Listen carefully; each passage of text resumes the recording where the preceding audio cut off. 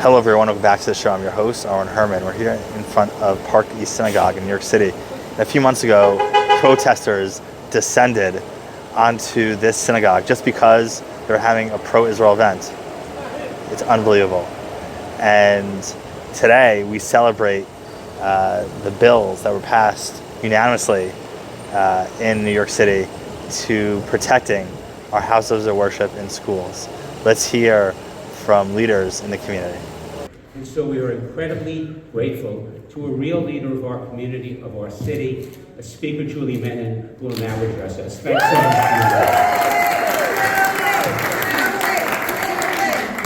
Thank you so much, Eric, for that incredibly kind introduction. And I want to thank Eric and Hindi and Dan and the whole team at UJA and at JCRC, my dear friend Mark Traeger. You all were on the front lines of this battle every single day with us, and I can't thank you enough for your friendship and your support.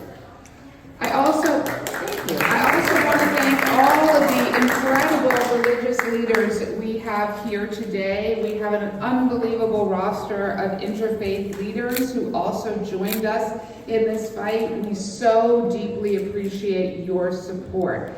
And I most of all want to thank my amazing City Council colleagues, because we passed this bill, as Mark said, 44-5, and I so appreciate that. So I want to thank my dear friend, Councilmember Eric Dinowitz, who has chaired our Jewish caucus with such distinction for the past 4 years, and now shares that duty with Councilmember Lynn Shulman, who will be the co-chair, who unfortunately couldn't join us today. I want to thank Councilmember Virginia Maloney, whose district we're in, and who had an unbelievable bill in this passage to make sure that all houses of worship have security plans. And we've also been joined by Councilmember Gail Brewer. So I want to thank all my colleagues for being here today. So let me just say, we did it, everyone!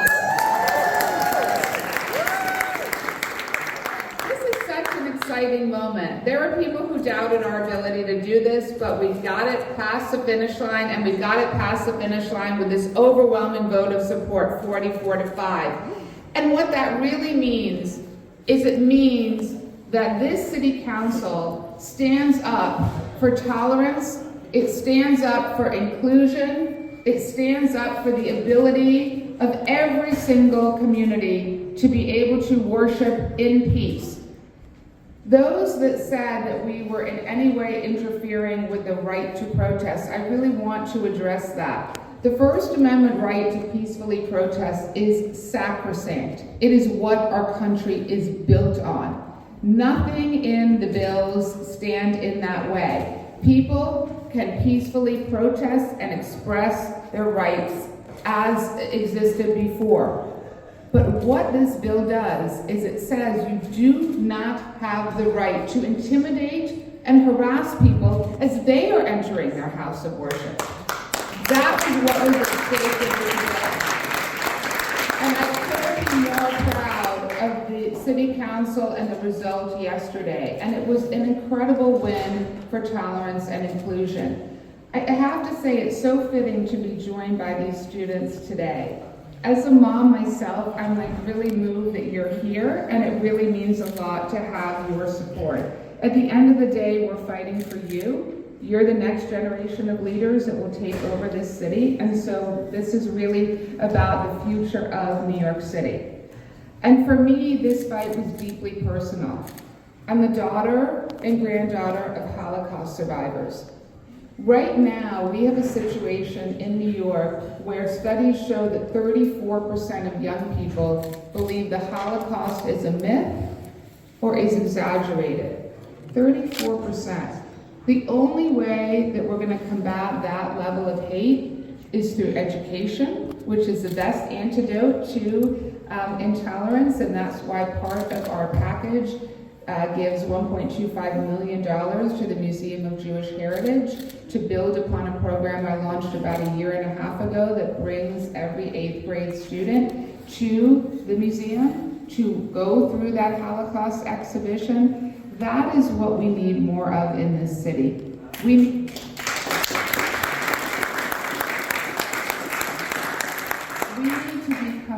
together. We have so much more in common than we do apart. And it's by emphasizing that commonality, that kindred spirit of humanity, that we are going to get through this crisis. So I'm deeply moved today by this, and I really once again want to thank you, JA and JCRC, who are doing so much every single day to advance the fight for equality and inclusion. Thank you so much. Mazel tov. Thank you. Thank you.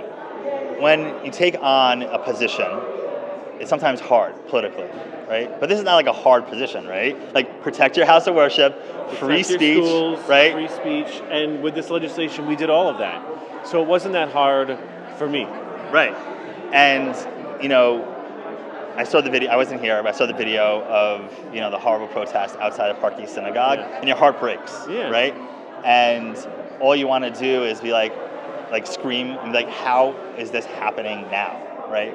The rise of anti-Semitism, Jew hatred, anti-Israel, it's all like bottled into like a soda bottle, and it's just exploded, right? Now, tell us a little bit about this bill and why it's so important. We have two bills. We have a bill that protects houses of worship and one that protects educational facilities, and they do essentially the same thing. What they say is whether you're going to your house of worship or you're going to school, you do not deserve to be harassed and intimidated and physically obstructed. And we saw that time and time again. We saw it here at Park East Synagogue. We saw it at so many of our schools, to the extent that people are afraid to go to their house of worship or school. And that's not America. That is not American. Those are not our New York values. And we have seen time and time again throughout our history, thousands of years, where the Jewish communities were harassed and intimidated. That's how it started. And then it led to violence. And all the while, the government stood by and did nothing. And we are not the government that does nothing. We are the government that stands up and says the Jewish community, every community, has the right to be safe and protected entering their house of worship and entering their schools. So let's talk about the votes, right? Now, the hardest thing is actually getting the votes. Explain to your colleagues this is important, and you had a really good turnout, right? Like that doesn't just happen, right? Tell us the process, and why it's important to actually thank these members now. So it's really important to thank members because for some of them this was a politically difficult vote. It wasn't difficult on the merits because the bill is constitutional and it protects free speech while protecting the right to enter your school or house of worship. But there were some members who got outreach from people throughout the city saying to vote against the bills.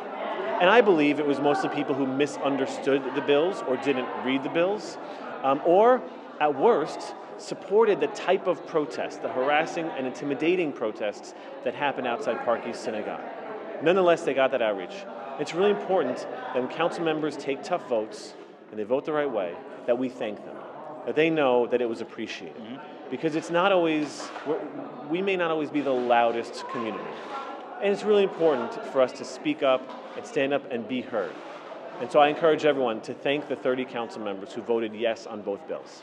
And I just sort of re-emphasize, it's so easy, right? Like you can make a phone call, you can do an email. This isn't like a whole, like I need to write a whole Megillah, right? No, it's thank you so much for protecting our schools and our houses of worship. That's it. It's very simple, but those messages mean something to us. At the end of the day, we are representatives. We have to represent the values that our community holds dear. And so we saw a lot of young kids here. We're here at obviously Park East. But like, what's your hope for like the younger generation? Well, I would say a few things. And one is that how important it is for me to fight for our young people. I was a public school teacher. Before that, I student taught at my Hebrew school. Before that, I did peer tutoring. I mean, education is part of who I am for the past 30 years. And I'm only 25 years old. But it's really critical that we go there and fight for our students because they don't yet vote. It's very easy to get caught up in what is politically expedient, where we know the votes are going to come from. But sometimes we have to do what's right, and that means fighting for our kids who can't yet vote. But they are our future, and we have to make sure they have a bright and safe and dignified future. Great. Well, thank you so much for all your work. Thank you. Really appreciate it. As a voice of the community on social media and beyond, you inspire me in a lot of ways, and that like to push forward, right? It's not easy to first be a voice, to come out. There's a lot of haters out there, a lot. Tell us a little bit about yourself and how you actually got into this and what drives you. Sure. Well, thank you so much. Hi, everyone. I'm Eliza Licht. in my day job, I'm a marketer and an author, and in my personal life, always a proud Jew, 2 children that went to Jewish day school, and granddaughter of 4 Holocaust survivors. So I think, like a lot of people, October 7th changed me forever in terms of priorities, and being an advocate for the Jewish community and Israel has become a real priority for me. So I've sort of turned over my social media to support that. There are a lot of incidents that come up on a daily basis in the world. How do you pick the ones that will resonate with your community and beyond? I think one of my superpowers is connecting the dots, and I'm an avid consumer of news. So for me, I like to give context and background to people so they understand why something is, or because my background is marketing and communications, I like to point out the inaccuracies in the media and the bias in the media, what I call narrative engineering. So it's pretty gut intuitive. I see a headline and I question it, and then I look into it, and then I want to create the actual truth for the people who follow me. So this bill just passed in New York City, which is huge. What's your view of the situation on the ground? Well, as a longtime member in Park East Synagogue, and my children both went to Park East Day School, I've been through this building many times, and that fateful night in November was shocking to everyone. I think this bill is essential. I think both aspects of the bill, synagogue and schools, houses of worship rather, and schools, needs to pass. I think Speaker Menin is incredible, Eric Dinowitz, everyone on the City Council who voted for this with an overwhelming majority, I think kind of says it all. And I think Mayor Mamdani has an obligation to put this through, and quite frankly, if he doesn't, it speaks volumes. The New York City community is incredibly grateful to Speaker Julie Menin's and Councilman Eric Dinowitz's efforts to bring this victory for the New York City community. And through UJ Federation of New York and JCRC and leaders really around the New York City area, we're able to say in one voice that when you enter a house of worship or a school, you shouldn't feel harassment, you shouldn't be intimidated, you should be empowered, feel good about who you are and what you're going to do in that space. And so when you look at the success, there's a hope for a better day. This is Aaron Herman, and thank you for watching.